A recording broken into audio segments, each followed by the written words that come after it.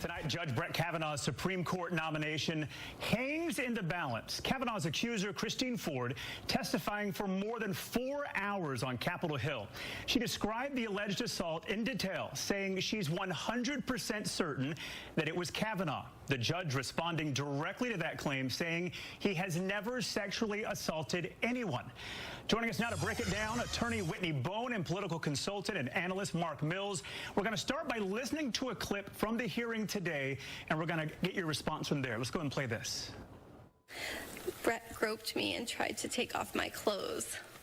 He had a hard time because he was very inebriated and because I was wearing a one-piece bathing suit underneath my clothing.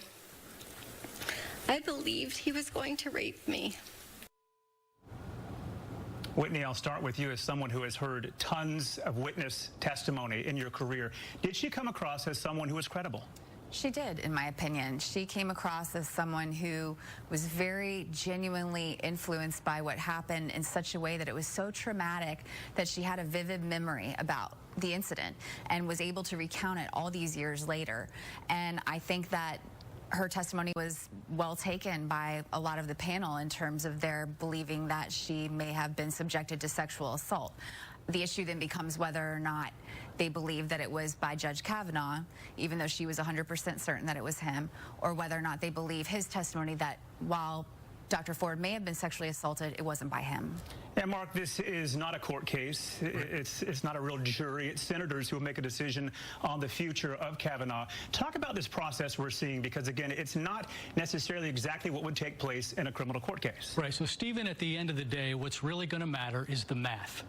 How many votes can Kavanaugh get to win confirmation? Assuming that all Democrats vote against Kavanaugh, and I think that's a real likelihood because of the fact that there is no FBI investigation, it gives them extra cover. Republicans can only afford to lose one vote. And there are two senators we need to watch. Susan Collins of Maine, Lisa Murkowski of Alaska. Both voted against the repeal of Obamacare with John McCain. Both are moderates. Both have expressed concern that there was no FBI investigation and concern with new allegations. If both of them vote no and all the Democrats hold, Kavanaugh is done. The issue is the vote count before the vote.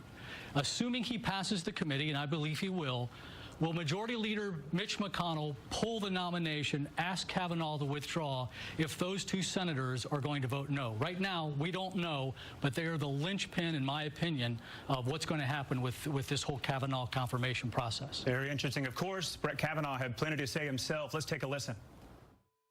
I'm here today to tell the truth. I've never sexually assaulted anyone. Not in high school, not in college, not ever. Sexual assault is horrific. Quickly with both of you, we'll start with you, Whitney. Your takeaway, hearing it, watching it throughout the day, what is your takeaway from today's hearing?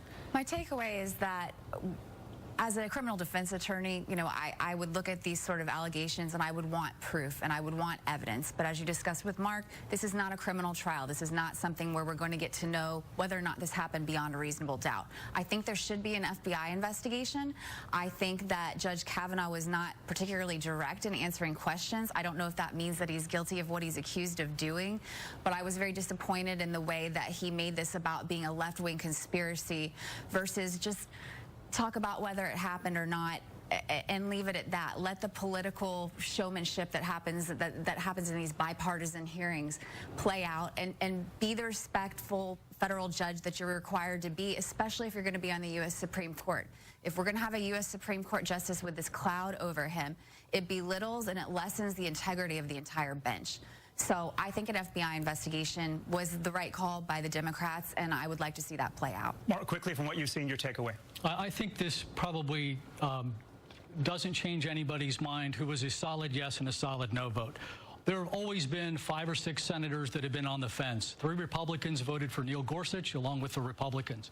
But I think not having an FBI investigation was very risky politically because now it gives Democrats a reason not to vote for Kavanaugh, and it makes that margin of error very slim for Republicans. They can only afford to lose one vote. Yeah, it's going to be interesting to see what happens. Thank you both for your insight. A very historic day in Washington for sure. Kirsten?